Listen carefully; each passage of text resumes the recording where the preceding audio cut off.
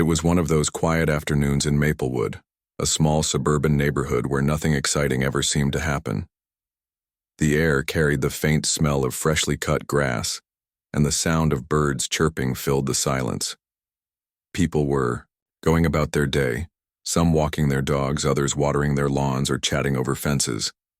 Everything felt calm, almost too calm. Marcus Johnson, a tall and lanky 16-year-old with curly hair and a polite smile, was making his way home from the library. He had spent most of the afternoon there studying for an upcoming math test. His backpack hung loosely over one shoulder as he walked along the sidewalk, humming a tune under his breath. Marcus loved these walks. They gave him time to think, to dream about the future. Someday he wanted to be an engineer, designing bridges and buildings that would stand tall for generations. But for now, he was just another teenager trying to get through high school. As he passed by the park, Marcus noticed a bench near the edge of the path. It was shaded by a large oak tree, its branches swaying gently in the breeze. On the bench sat a woman, probably in her late 40s, with blonde hair tied back into a neat bun. She wore sunglasses and was scrolling through her phone while her little dog, a fluffy white thing with a pink bow around its neck, sat obediently at her feet. Beside her was a designer handbag, resting casually on the bench. Marcus didn't pay much attention to the woman. He rarely paid attention to strangers unless they did something unusual. But then, halfway past the bench, his shoelace came undone. It wasn't anything major, but tripping over it could ruin his day. So, like anyone would do, he stopped to tie it. Kneeling down on one knee, he quickly looped the laces together and pulled them tight. It took less than 10 seconds, but during those few moments, something changed. The woman glanced up from her phone. At first, she didn't seem alarmed. Her eyes flicked toward Marcus, then away. But when she saw him crouch so close to her belongings, her expression shifted. Suspicion crept onto her face, replacing the relaxed look she'd worn only moments before. Her lips pressed into a thin line and her fingers tightened around her phone. Patricia Monroe wasn't a bad person, or at least she didn't think of herself that way. She was a regular mom who worked as an accountant, lived in a nice house, and volunteered at church events. But like many people, she had certain ideas about what danger looked like. And right now, seeing a young black boy kneeling near her expensive bag made her feel uneasy. Her mind started racing. What if he tries to steal something? Or maybe he's casing the area for later. These thoughts weren't based on facts. They were born out of fear and assumptions she didn't even realize she held. Without pausing to question whether her instincts were correct, Patricia reached for her phone and dialed 911. "Hi. Yes, I'd like to report a suspicious person," she said, her voice low but firm. "There's a teenage boy hanging around my things. He looks shady, like he might try to take something." On the other end of the line, the dispatcher asked for more details. Patricia described Marcus, his height, his clothes, his race, and gave the location. As she spoke, her heart pounded in her chest. She told herself she was doing the right thing, protecting her property. After all, better safe than sorry, right? Marcus finished tying his shoe and stood up, completely unaware of the phone call happening behind him. He brushed off his jeans and continued walking, his mind still focused on the math problems he'd been practicing earlier. If anyone had asked him, he wouldn't have been able to explain why he chose to stop right there. It was just a random decision, like deciding which cereal to eat for breakfast. Less than 5 minutes later, the peace of the afternoon was shattered by the sound of sirens. A police car turned onto the street, its lights flashing brightly against the clear blue sky. Marcus heard it before he saw it. Confused, he slowed down and turned to look. The car pulled up beside him, blocking his path. 2 officers stepped out, their expressions serious as they approached him. "Excuse me, son," one of them said, his hand resting lightly on the holster of his gun. "Can you tell us what you're doing here?" Marcus blinked, caught off guard. I'm just walking home," he replied, his voice steady despite the sudden tension in the air. "Is something wrong?" The officer ignored his question. "Did you see anyone sitting on that bench back there, a lady with a dog?" "Yes, I saw her," Marcus answered honestly. "I stopped to tie my shoe near the bench, that's all. The Second officer glanced at his partner, then back at Marcus. "Mind showing us your ID?" he asked. Marcus hesitated for a moment, then nodded. He set his backpack on the ground and unzipped the front pocket, pulling out his student ID card. The officer studied it carefully, comparing his face to the picture. Meanwhile, Patricia watched from a distance, her arms crossed tightly across her chest. She felt a mix of emotions, relief that help had arrived, guilt for involving the police, and a lingering sense of unease that she couldn't quite shake. For Marcus, the situation felt surreal. He had done nothing wrong, yet here he was being questioned by two armed officers simply because he had knelt down to fix his shoe. Deep down, he knew this wasn't the first time someone had judged him unfairly because of the color of his skin. It probably wouldn't be the last either, but that didn't make it any easier to accept. As the officers continued their questioning, neither of them noticed the sleek black sedan that had just pulled up nearby. The driver's door opened and a woman stepped out. She wore a tailored suit and carried herself with an air of authority. Her sharp eyes scanned the scene, taking in every detail. When she spotted Marcus standing there with the officers, her jaw tightened and her pace quickened. This was not how Lisa Harper expected to spend her afternoon. At FBI headquarters downtown, Agent Lisa Harper was wrapping up a long day of meetings and paperwork. Her office was neat but filled with reminders of her demanding job. Stacks of files on her desk, a whiteboard covered in notes, and a framed photo of her smiling son Marcus sitting prominently beside her computer. Lisa wasn't just any agent. She was the head of the regional bureau, known for her sharp mind, fairness, and ability to handle even the toughest cases with calm precision. She leaned back in her chair, rubbing her temples as she reviewed the last few points of a briefing document. It had been a busy week and she was looking forward to heading home soon. But just as she reached for her coffee mug, her phone buzzed quietly on the desk. It was a notification about a routine police call involving a disturbance in Maplewood. Normally, something like this wouldn't catch her attention. Officers handled minor incidents all the time without needing input from the FBI. But then Lisa noticed the address. Something about it felt familiar. She frowned, glancing at the photo of Marcus. The location was close to where he lived. Too close for comfort. Her stomach tightened as she stared at the screen, trying to push down the unease creeping into her thoughts. There was no reason to think this had anything to do with him. Still, something nagged at her, a mother's instinct that refused to be ignored. Without wasting another second, Lisa grabbed her coat from the back of her chair and headed toward the parking garage. She moved quickly, her polished leather shoes clicking against the tiled floor as she passed rows of desks occupied by agents working late. No one questioned why she was leaving early. They knew better than to interrupt Lisa when she had that focused look on her face. The drive to Maplewood didn't take long, but every minute felt like an eternity. Lisa kept replaying the details in her mind, the address, the vague description of a suspicious person, and the fact that it was happening so near her son's neighborhood. What if it was Marcus? What if someone had accused him of something he didn't do? The thought made her grip the steering wheel tighter, her knuckles turning white. When she arrived at the park, Lisa parked her car along the curb and stepped out. The sight before her confirmed her worst fears. Across the street, two officers stood talking to a teenager who looked unmistakably like her son, Marcus. Her heart sank as she recognized his backpack slung over one shoulder, and the same clothes he'd left the house in that morning. He looked calm, but there was a tension in his posture that broke her heart. Lisa strode forward, her presence commanding immediate attention. One of the officers turned and saw her approaching. His eyes widened slightly as he recognized her. "Agent Harper," he said, clearly surprised. "We weren't expecting you here." Lisa ignored him for a moment, focusing instead on Marcus. Her voice softened as she spoke, though her tone carried an edge of concern. "Marcus, are you okay?" she asked firmly, her eyes scanning him for any signs of distress. "I'm fine, Mom," Marcus replied, his voice steady despite the situation. He gave her a small smile, trying to reassure her even though he knew how worried she must be. "This lady called the cops on me for tying my shoe." Lisa's jaw tightened. She turned her gaze toward the woman standing nearby, a blonde woman in her late 40s with a designer handbag clutched tightly in her hands. The woman's dog sat obediently at her feet, completely unaware of the drama unfolding around them.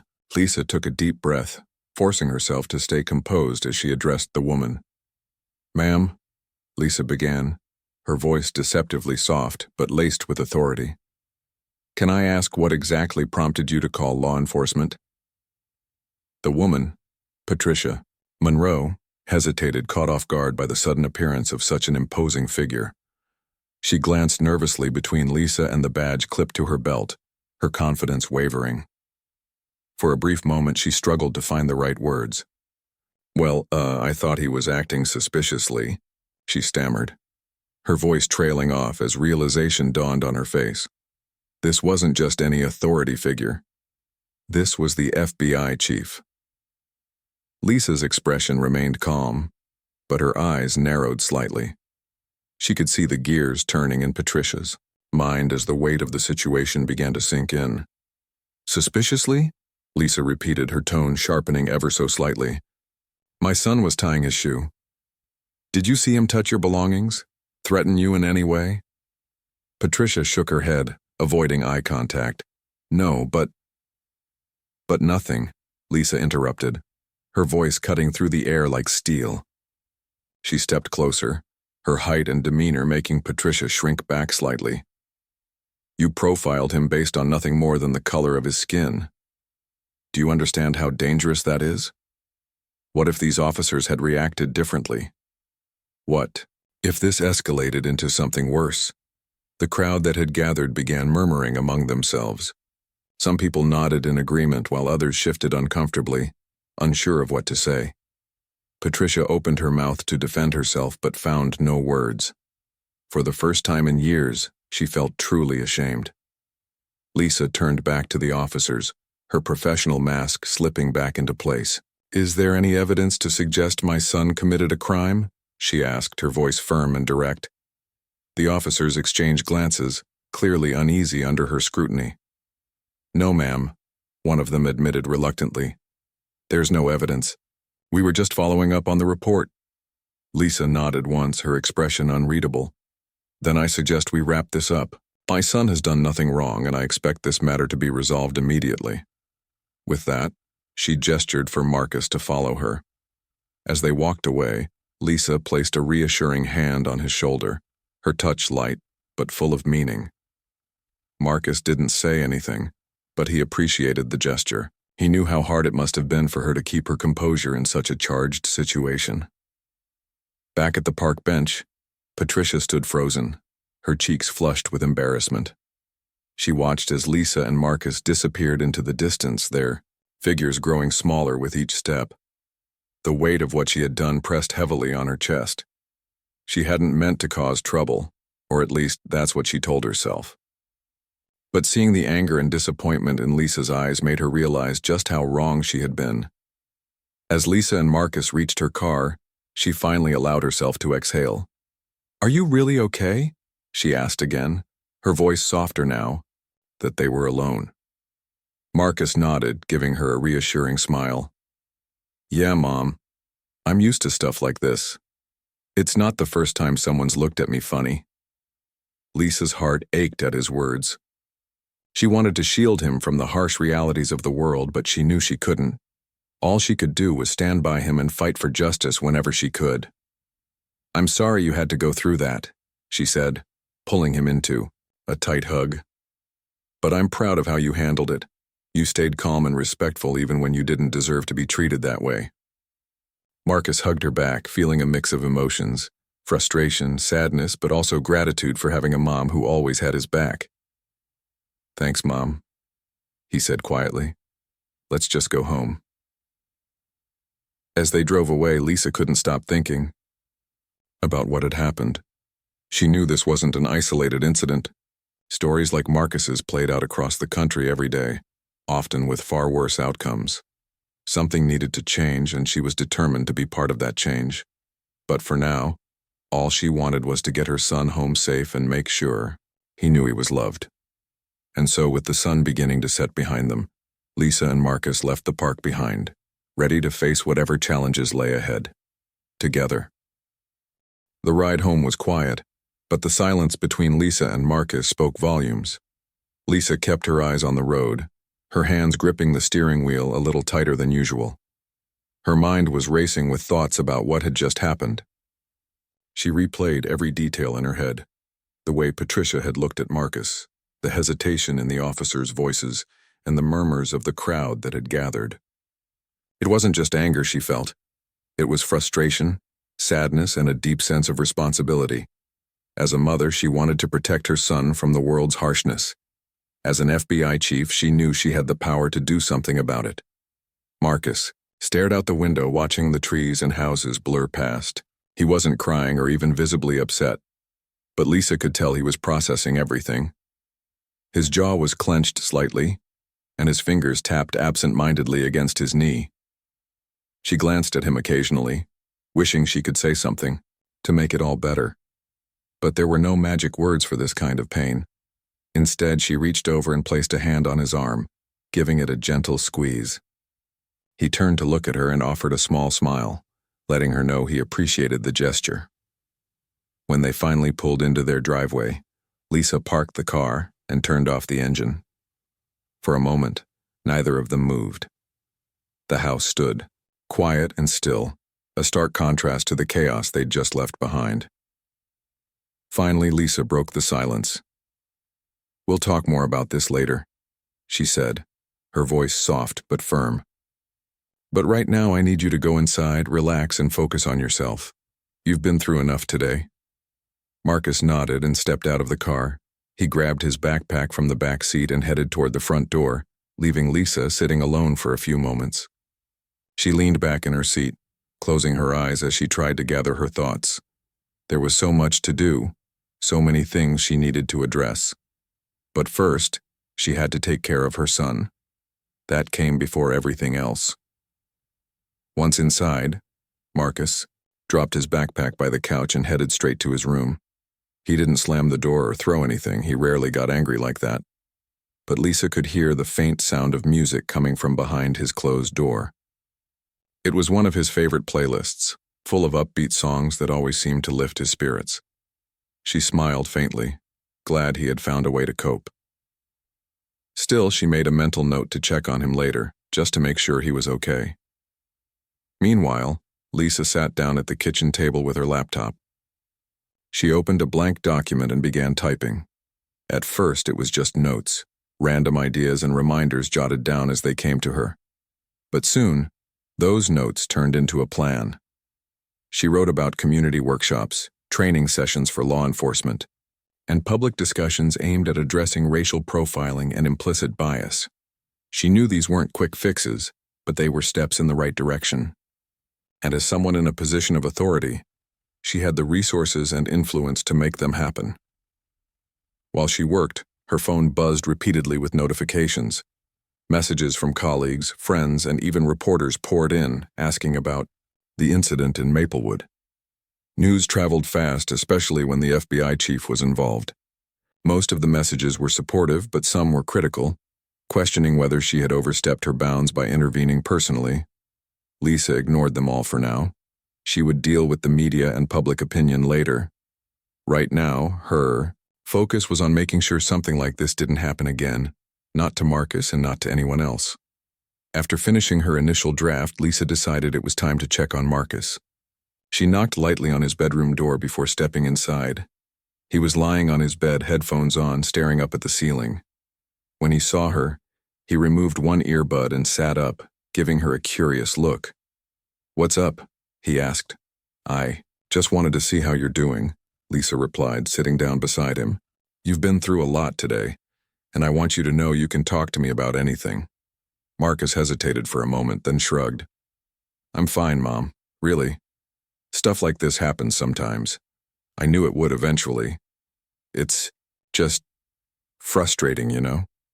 I wasn't doing anything wrong, but people still assume the worst." Lisa nodded, her heart breaking a little at his words. "I know, sweetheart. And I wish I could tell you that it'll get easier. But the truth is, it might not. What I can promise you is that I'll always be here for you, and I'll do everything I can to make things better, not just for you, but for everyone who faces this kind of injustice. Marcus gave her a grateful smile. Thanks, Mom. That means a lot. They sat together for a while longer, talking about lighter topics, his math test, his plans for the weekend, and the new video game he'd been wanting to buy. By the time Lisa left his room, she felt a little lighter, knowing that despite everything, their bond remained strong. Later that evening, Lisa returned to her laptop to refine her plan. She added specific details about outreach programs, partnerships with local organizations, and strategies for engaging the community. She also drafted an email to her team, outlining her ideas and requesting their input. Before sending it, she reread the message carefully, making sure her tone was professional yet passionate. This was important work, and she needed everyone on board. As she hit send, her phone rang. It was Patricia Monroe.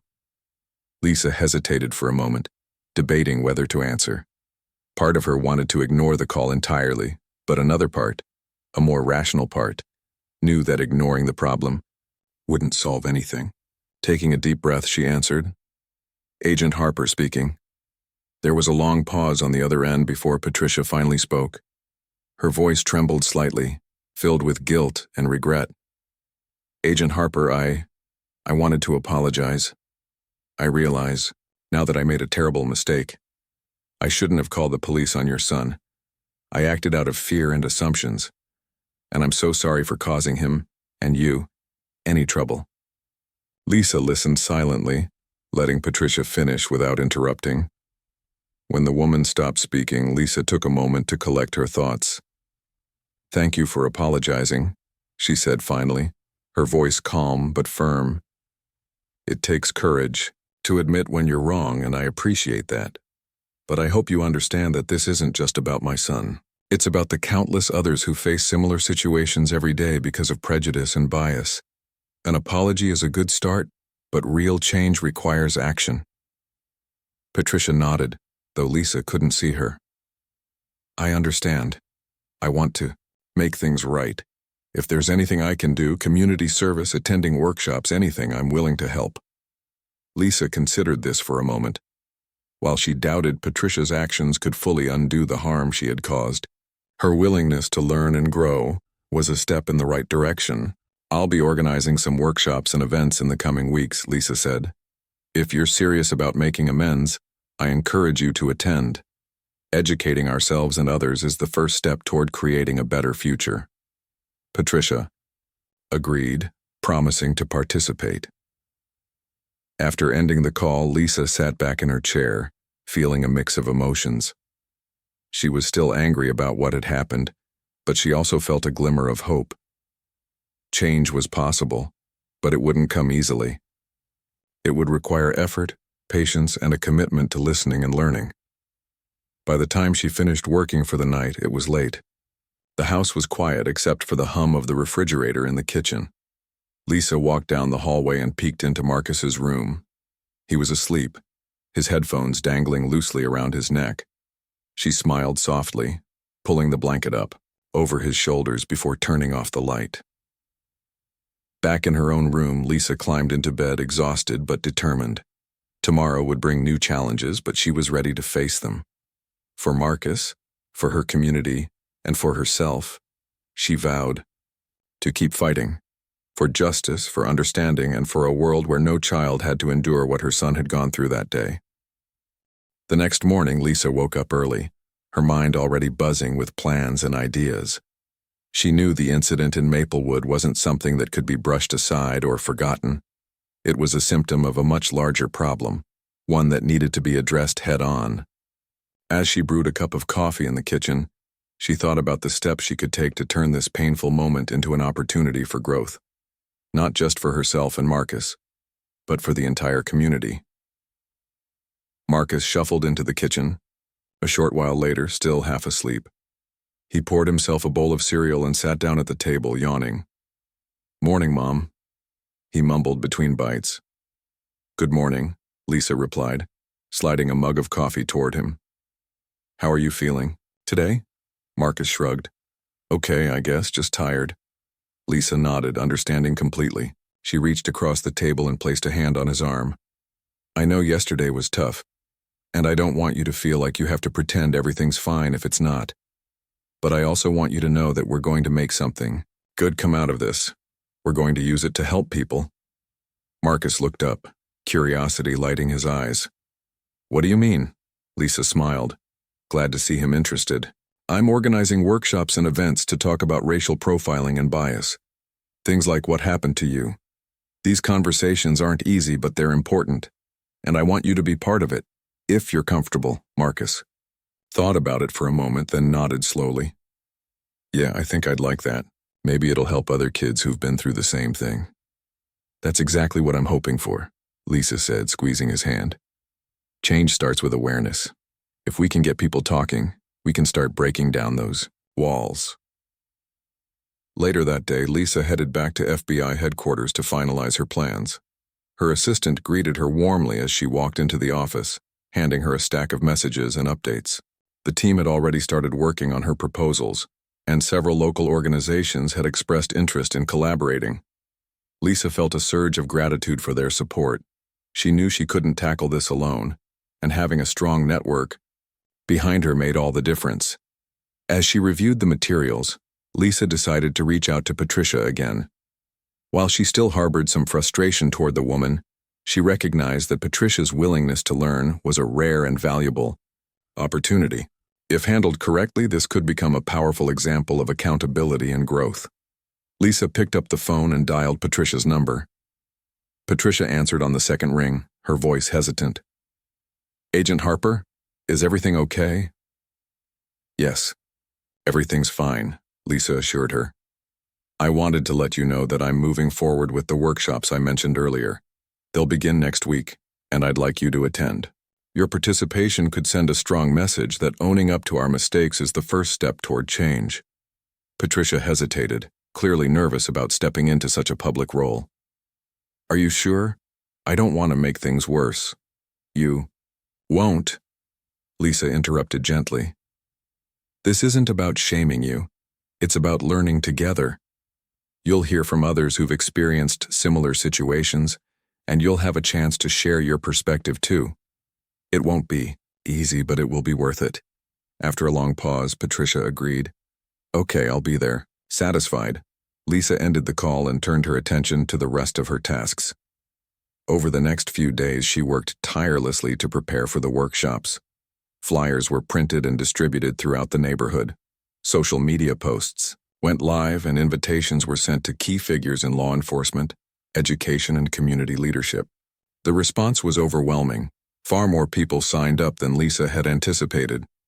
It was clear that many residents of Maplewood were eager to confront these issues head-on. On the day of the first workshop, the community center buzzed with activity. Rows of chairs filled the room and tables lined the walls with informational pamphlets and resources. Lisa stood near the podium, greeting attendees as they arrived. She spotted Patricia sitting near the back, looking visibly nervous, but determined. Nearby, a group of teenagers, including Marcus, sat together chatting quietly. Lisa felt a swell of pride seeing her son among them, ready to contribute to the conversation. When everyone was settled, Lisa stepped up to the microphone. The room fell silent as she began to speak. Thank you all for being here today, she said, her voice steady and warm. This isn't going to be an easy discussion, but it's a necessary one. We're here because we care about our community, and we want to create a place where everyone feels safe and respected. That starts with understanding each other and ourselves. She paused, scanning the room. Yesterday, my son was stopped by police because someone thought he looked suspicious. He hadn't done anything wrong. He was simply tying his shoe. But that moment reminded me of how far we still have to go. Bias affects us all, whether we realize it or not. Today, we're going to explore that bias, challenge it, and work toward solutions. The audience listened intently, nodding along as Lisa spoke. When she finished her opening remarks, she introduced the first speaker, a local activist named Jamal Carter, who shared his own experiences with racial profiling. His story resonated deeply with many in the room. drawing murmurs of agreement, and even a few tears. Throughout the workshop, participants broke into smaller groups to discuss specific topics like implicit bias, systemic racism, and effective communication. In one corner, a heated debate erupted between two men, one a retired police officer, the other a young father who had been wrongly accused of theft. At first, their voices rose angrily, but under Lisa's guidance, they found common ground. By the end of the session, they were shaking hands, promising to keep the dialogue going.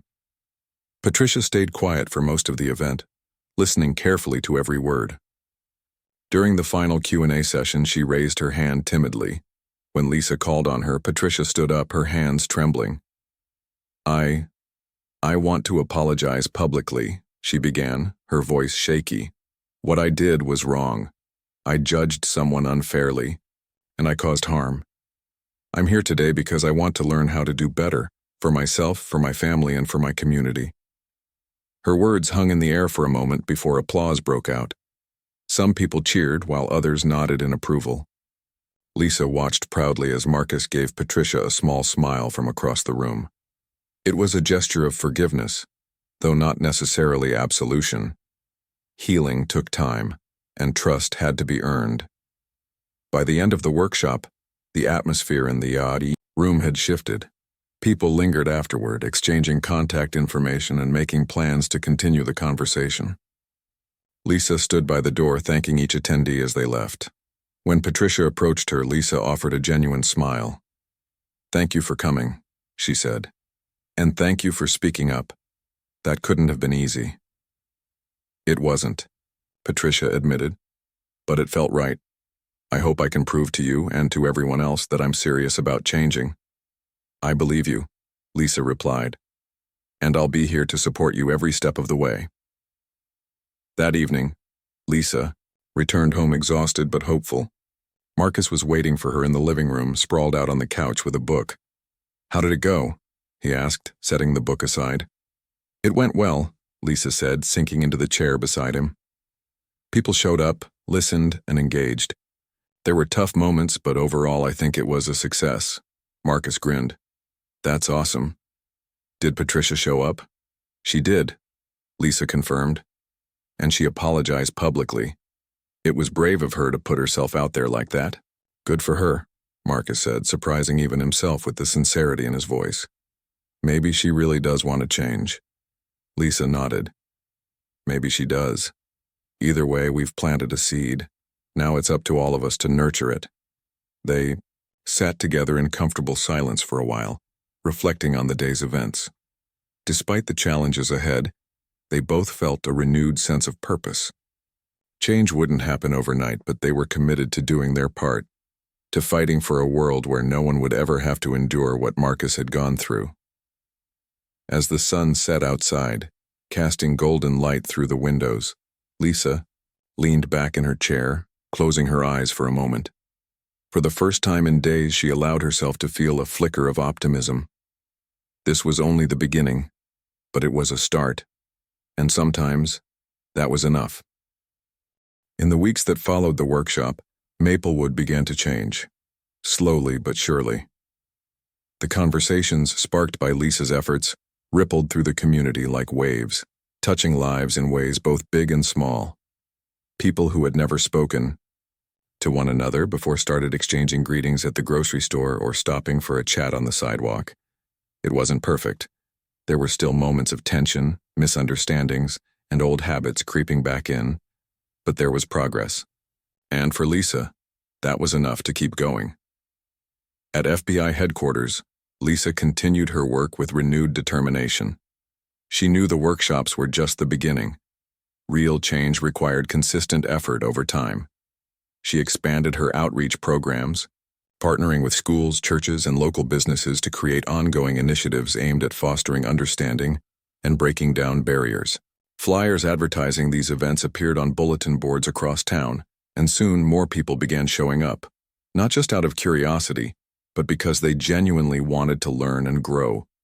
Marcus played a role too, though he didn't always realize it. His classmates noticed how he handled himself after the incident, the way he stayed calm when others might have lashed out. the way he spoke openly about his experiences without bitterness. Some of them started asking questions, wanting to understand what it felt way to walk in his shoes. At first, Marcus hesitated, unsure of how much to share, but as he opened up, he found that many of his peers were eager to listen. Slowly, he became a voice for change within his school, a quiet leader who inspired others simply by being himself. One afternoon, Lisa received an email from Patricia. Attached was a photo of Patricia volunteering at a local food bank wearing an apron and smiling as she handed groceries to a family in need. In the message, Patricia wrote, "I know I can't undo what happened, but I'm trying to make amends in my own way. Volunteering has helped me see things differently. It's shown me how interconnected we all are. Thank you for giving me this chance." Lisa smiled as she read the note. She forwarded it to her team, proud of how far Patricia had come since that day in the park. It wasn't redemption exactly. Some wounds took longer to heal, but it was a step in the right direction. Lisa replied to Patricia, encouraging her to keep going and reminding her that growth was a lifelong journey. Back in Maplewood, the ripple effects of Lisa's efforts reached even the smallest corners of daily life. Neighbors who had once eyed each other suspiciously now greeted one another warmly. Parents began teaching their children about empathy and fairness, using stories from the workshops as examples. Even the police department got involved, hosting its own training sessions on implicit bias and de-escalation techniques. Officers started patrolling the streets not just as enforcers of the law, but as members of the community they served. One evening, Lisa attended a neighborhood meeting held at the community center. The room was packed with residents, some sitting on folding chairs while others leaned against the walls. A young boy stood near the front holding a poster board covered in colorful drawings. He explained that his project was about kindness and respect, inspired by what he'd learned at one of Lisa's events. The crowd clapped enthusiastically, and Lisa felt a lump rise in her throat. These were the moments that reminded her why she did what she did. After the presentations, Lisa mingled with attendees, shaking hands and thanking them for their participation. She spotted Marcus chatting with a group of friends near the refreshment table. They laughed about something and Marcus gestured animatedly, clearly enjoying himself. Lisa watched him for a moment, marveling at how resilient he was. Despite everything he'd been through, he still found joy in the little things, in friendships, in learning, and dreaming about the future. As the meeting wrapped up, Lisa approached Marcus and placed a hand on his shoulder. "You did great tonight," she said softly. "Thanks, Mom," Marcus replied, grinning. "But honestly, I think everyone here is doing great. Look at how many people showed up." Lisa nodded, pride swelling in her chest. "It's amazing, isn't it? This is what happens when people care enough to try." On the drive home, Marcus turned to Lisa with a thoughtful expression. "Do you think we'll ever fix everything?" he asked. "Like, will racism and bias just disappear someday?" Lisa sighed, considering his question carefully. "I don't know if we'll ever completely fix everything," she admitted. "These are deep-rooted issues and they won't go away overnight. But every action we take brings us closer to a better world. Even the smallest steps matter. And as long as we keep moving forward, we're making progress." Marcus nodded slowly, seeming to absorb her words. "That makes sense," he said finally. "I guess it's kind of like building a bridge. You don't finish it all at once, but every piece you add gets you closer to crossing the gap." "Exactly," Lisa said, smiling. "And bridges are strongest when lots of people help build them." The next day, Lisa returned to headquarters to prepare for another round of workshops. Her inbox was flooded with messages from people sharing their thoughts and experiences. Some thanked her for organizing the events, while others offered suggestions for improvement. One email stood out. A teacher from Maplewood High School wrote about how her students had formed a new club dedicated to promoting inclusivity and understanding. They called themselves the Bridge Builders, inspired by Lisa's analogy during one of her talks. Lisa couldn't help but smile as she read the message. She forwarded it to her team, adding a note. "This is why we do what we do. Keep pushing forward. Later that week, Lisa decided to visit the high school herself. She wanted to meet the students behind the bridge builders and hear their ideas firsthand. When she arrived, she was greeted by a lively group of teenagers, including Marcus, who proudly introduced her to his friends. They led her to the library, where posters decorated the walls with slogans like, "Listen to learn," and "Together we grow."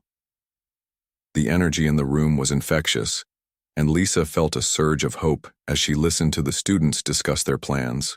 "We want to host a cultural fair," one girl explained excitedly. "People can share food, music, and traditions from different backgrounds.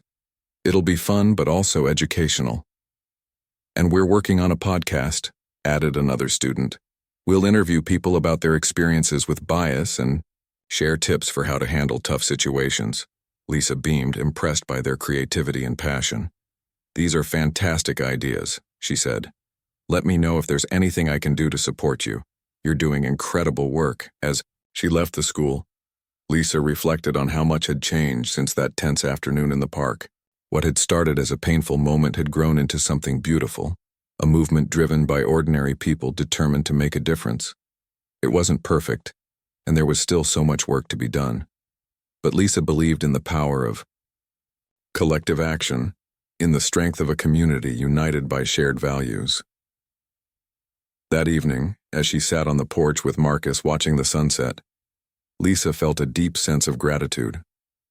For all the challenges they faced, they had each other, and they had hope.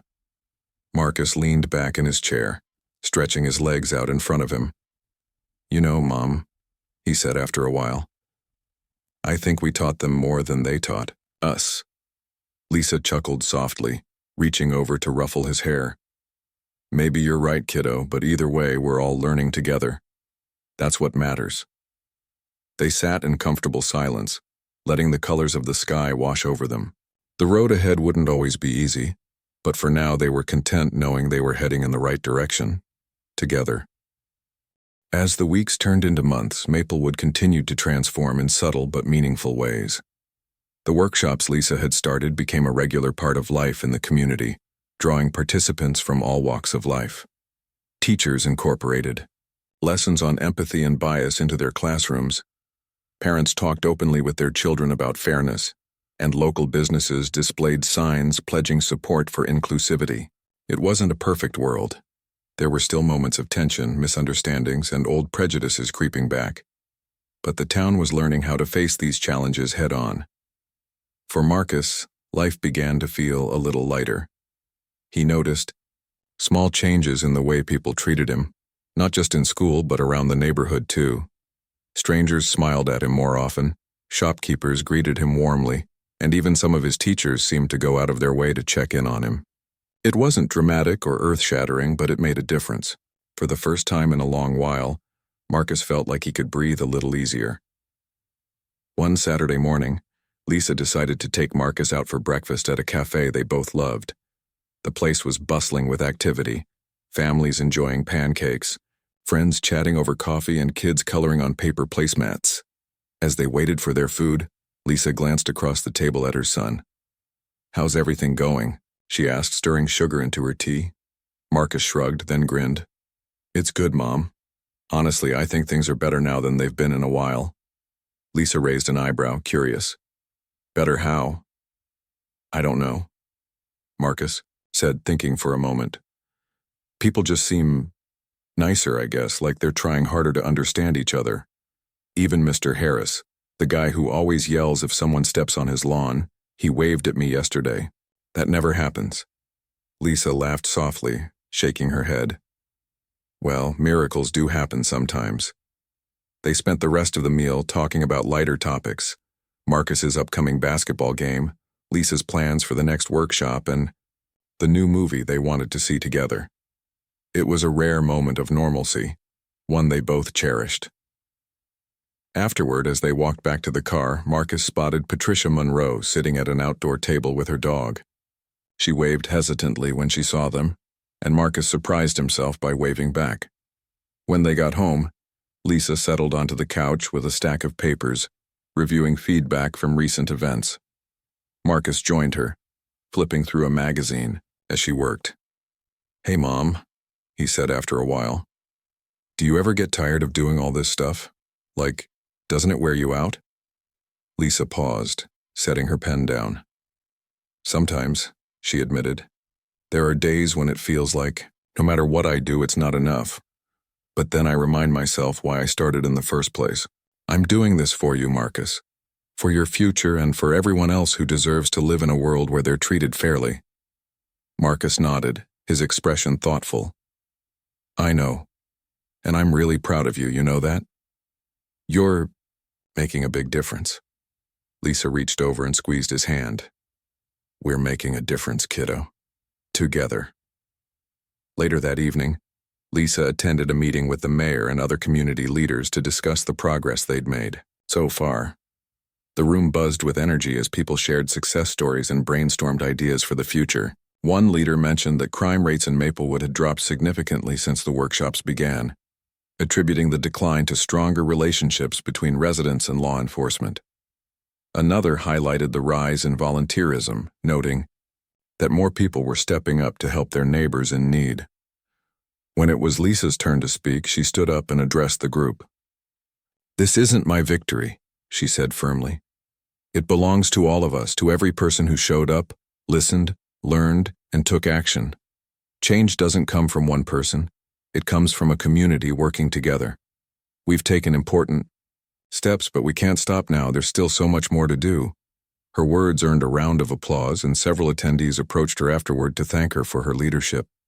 One woman handed her a handwritten note that read, Because of you, my son feels safe again. Thank you for being a role model. Lisa tucked the note into her pocket, touched by its simplicity and sincerity. Back at home, Lisa reflected on the day's events as she prepared dinner. Marcus wandered into the kitchen, leaning against the counter while she chopped vegetables. So, how did the meeting go? He asked. It went well, Lisa replied, smiling. People are seeing the impact of what we've done and they're excited to keep going. But honestly, the best part of today was hearing your perspective earlier. Knowing that you feel hopeful means more to me than anything. Marcus grinned, nudging her playfully. You're such a sap, Mom. Maybe, Lisa said, laughing. But I mean it. You're the reason I keep fighting. If I can make the world even a little bit better for you, then it's worth it. That night, as they sat together watching TV, Lisa pulled out the note from the meeting and handed it to Marcus. Read this, she said quietly. Marcus scanned the words, his expression softening. Wow, he murmured. That's really nice. It is, Lisa agreed. And it reminds me why we can't give up. Every effort matters, even if it doesn't feel like it at the time. The next morning, Lisa woke up early to prepare for another busy day. As she sipped her coffee, she glanced out the window at the quiet street below. The sun was just beginning to rise, casting a golden glow over the houses and trees. It was a peaceful scene, one that filled her with a sense of possibility. After dropping Marcus off at school, Lisa drove to FBI headquarters where her team was already hard at work planning the next phase of their initiatives. They were expanding beyond Maplewood, partnering with neighboring towns to spread the message of understanding and inclusion. Flyers and social media posts promoted upcoming events, and volunteers poured in to lend a hand. It was clear that the movement had taken on a life of its own, growing faster than Lisa had ever imagined. That afternoon, Lisa received a call from Patricia. Her voice was cheerful, almost unrecognizable from the hesitant tone she'd used months ago. Agent Harper, I just wanted to let you know that I've signed up to mentor students at the high school, she said proudly. I figured it's time I gave back to the community properly. Lisa smiled, genuinely pleased. That's wonderful, Patricia. I'm sure the students will benefit greatly from your involvement. Thank you, Patricia replied. And thank you again for giving me this chance. I wouldn't be here without you. You would have found your way eventually, Lisa said kindly, but I'm glad I could help. By the end of the week, Lisa returned to Maplewood for the grand opening of the cultural fair organized by the Bridge Builders. The event was held in the park where everything had begun, transforming the space into a vibrant celebration of diversity. Booths lined the pathways, offering samples of food from different cultures, traditional music performances, and interactive activities for kids. Families wandered through the fair, laughing and learning together. Lisa spotted Marcus near one of the booths, helping a friend demonstrate a science experiment. She watched him for a moment, marveling at how much he'd grown, not just physically, but emotionally. He carried himself with confidence now, speaking up when he needed to and standing firm in his beliefs. She felt a surge of pride knowing that he was shaping into the kind of person she hoped he'd become. As the sun set over the park, Lisa climbed onto a small stage to address the crowd. "Thank you all for coming today," she said, her voice warm and steady. "This fair is a testament to what we can achieve when we come together as a community. Each of you has played a part in creating something truly special. Let's keep building bridges, breaking down walls, and striving for a world where everyone feels valued and respected." The crowd erupted in applause, cheering loudly as fireworks lit up the sky above them. Lisa stepped down from the stage and joined Marcus, wrapping an arm around his shoulders. "What did you think of that?" she asked. "It was awesome," Marcus replied, grinning. "You're pretty good at speeches, Mom." Lisa laughed, pulling him close. "Thanks, kiddo. Now let's enjoy the rest of the night." Together they wandered through the fair, savoring the sights, sounds, and smells of the celebration. People greeted them warmly, thanking Lisa for her efforts and congratulating Marcus on his contributions. It was a reminder that change wasn't just about grand gestures. It was about the connections forged along the way, the lives touched, and the hope ignited. As the evening drew to a close, Lisa and Marcus stood side by side, watching the last of the fireworks fade into the night sky. The air was cool, carrying the faint scent of autumn leaves. For a moment, neither of them spoke. They didn't need to. In that quiet instant, they both knew they were exactly where they were meant to, be working together, growing together, and dreaming of a brighter future. And in that small suburban town, hope took root once again.